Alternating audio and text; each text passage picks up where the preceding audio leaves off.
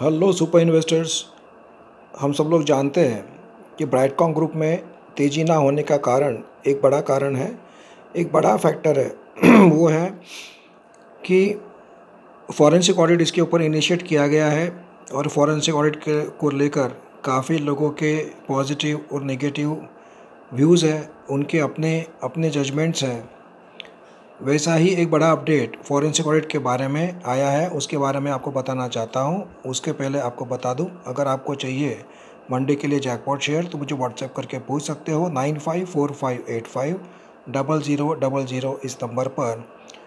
हमने देखा फ्राइडे को 28 रुपीज़ का लेवल भी ब्रेक कर दिया ब्राइटकॉम ग्रुप ने और अभी Q3 के रिजल्ट का हमें इंतज़ार है एंड शेयर होल्डिंग पैटर्न का भी इंतज़ार है। वो हो सकता है आज कल में हमें देखने को मिले। और फॉरेंसिक ऑडिट के बारे में काफ़ी डिस्कशन चलता है, तो ट्विटर के ऊपर एक सीए है मिस्टर हितेश अग्रवाल, उन्होंने अपना व्यू रखा है। उन्होंने कहा है कि फॉरेंसिक ऑडिट में कुछ भी नेगेटिव निकल कर नहीं आएगा। वो क्यों निकल कर नहीं आएगा उसके बारे में उन्होंने अपना जस्टिफिकेशन दिया है। उन्होंने कहा है कि फॉरेंसिक ऑडिट जो कि इनिशिएट किया गया है ब्राइटकॉम ग्रुप के कुछ सब्सिडरीज़ के ऊपर, जो कि असेट इम्पेयरमेंट के बारे में ऑडिट उनके ऊपर रखा गया है कि उन्होंने असेट के बारे में जो भी जो उसका एडजस्टमेंट किया है वो गलत किया है, ऐसा किसी को लगता है, सेबी को लगता है, उसके बारे में ऑडिट इनिशिएट किया गया है। मिस्टर हितेश अग्रवाल का जस्टिफिकेशन ये है कि ये जो सब्सिडरीज है जिनके ऊपर फॉरेंसिक ऑडिट बिठाया गया है चेक करने के लिए, वो एक्वायर की थी ब्राइटकॉम ग्रुप ने बिटवीन 2006 से लेकर 2012 में। और ये जो एक्वाइजिशन ब्राइटकॉम ग्रुप ने की, ये सब अलग अलग कंपनियों की जो कि वर्ल्ड वाइड कंपनीज़ हैं। ये एक्विजिशन करने के लिए ब्राइटकॉम ग्रुप ने फंडिंग लिया था अलग अलग पी एंड वीसी फंड से, जो कि मेनली यूएसए की कंपनियां थी।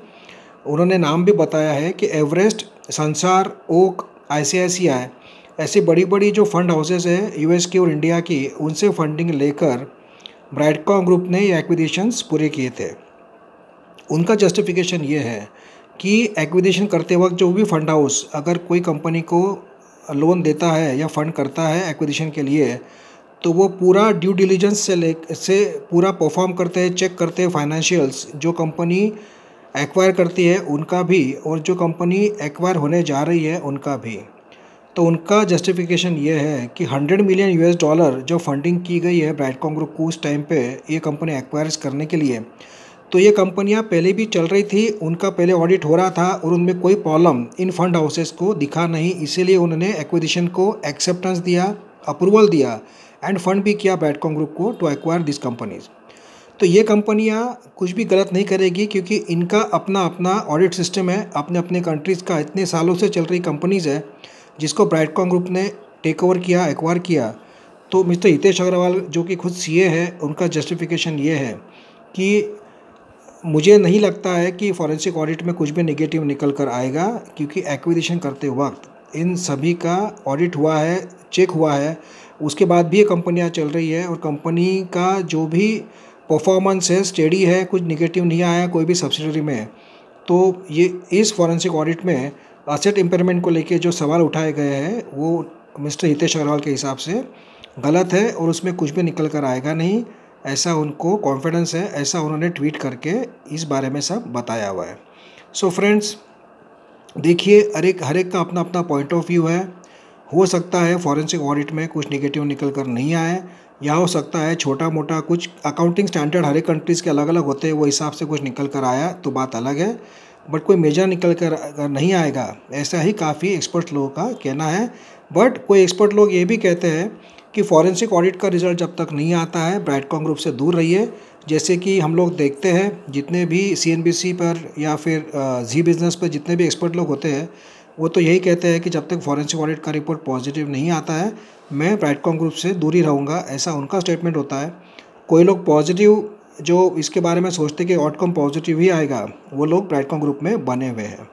तो सबका अपना अपना पॉइंट ऑफ व्यू है, आपको डिसीजन लेना है कि आपको अगर कॉन्फिडेंस होगा ब्राइटकॉम ग्रुप का फॉरेंसिक ऑडिट का रिपोर्ट पॉजिटिव आएगा तो आपने इसमें बंदे रहना चाहिए, या एक बार निकल कर जब रिजल्ट पॉजिटिव आएगा जब ही एंट्री करना चाहिए, क्योंकि जब तक ये रिजल्ट नहीं आता है फॉरेंसिक ऑडिट का, जब तक थोड़ा सा इसमें स्लोनेस बना रह सकता है। प्लस आईटी सेक्टर पे जो प्रेशर बना हुआ है और जो नेगेटिव रिपोर्ट सब जगह से आ रहे हैं कि अमेज़ॉन ने इतने एम्प्लॉयज़ को ले ऑफ कर दिया, नेटफ्लिक्स ने कर दिया, या बीच में स्विगी का भी आया, ऐसे काफ़ी कंपनीज़ के ले ऑफ करने की जो न्यूज़ आ रही है, या बड़ी बड़ी कंपनियाँ टीसीएस वगैरह उन्होंने नई हायरिंग काफ़ी स्लो कर दी है, ऐसे सब न्यूज़ आ रहे हैं। उसके कारण आईटी सेक्टर पे प्रेशर बना हुआ है। हालांकि आईटी सेक्टर का Q3 का रिजल्ट हम लोगों ने देखा, सभी कंपनियों का अच्छे अबो एवरेज या बेस्ट ही आया है। इसीलिए और Q3 का रिजल्ट ब्राइटकॉम ग्रुप का सबसे बेस्ट आता ही है पूरे साल के सभी क्वार्टर में से। तो ओवरऑल तो पॉजिटिव लग रहा है सब कुछ, बट थोड़ा सा प्रेशर बना हुआ है। तो थोड़ा सा जो लोग लॉन्ग टर्म के लिए बने हुए हैं उनको पेशेंस रख के बैठना पड़ेगा। शॉर्ट टर्म के लोगों को जब भी इसमें उछाल आता है एग्जिट कर सकते हैं वो लोग। Q3 का नंबर अच्छा आने के बाद उछाल आएगा, जब आपको एक मौका मिलेगा इसमें से एग्जिट करने के लिए। अगर आप परेशान हो चुके होंगे तो, या आपको कॉन्फिडेंस होगा कि फॉरेंसिक ऑडिट का रिपोर्ट पॉजिटिव आएगा, तो आप बने रह सकते हैं पेशेंटली।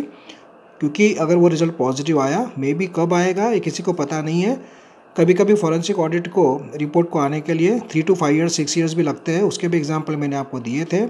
तो देर भी हो सकता है, या हो सकता है कि सेबी को सभी लोग मेल करके बोल रहे बार बार कि फॉरेंसिक ऑडिट का क्या हुआ है, कब आएगा। तो हो सकता है जल्दी भी आ जाए, तो वो आने के बाद ही हमें क्लियर पिक्चर होगा। तो इसीलिए डिसीजन आपको लेना है। बट अगर फॉरेंसिक ऑडिट का रिपोर्ट पॉजिटिव आया तो ब्राइटकॉम ग्रुप का शेयर इस रेट से, जो आज का रेट चल रहा है अराउंड 28 से 30 रुपीज़, ये कम से कम 5 to 10 times भी हो सकता है आने वाले 5 years में। तो रिस्क एंड रिवॉर्ड दोनों है, डिसीजन आपको लेना है। Thank you friends.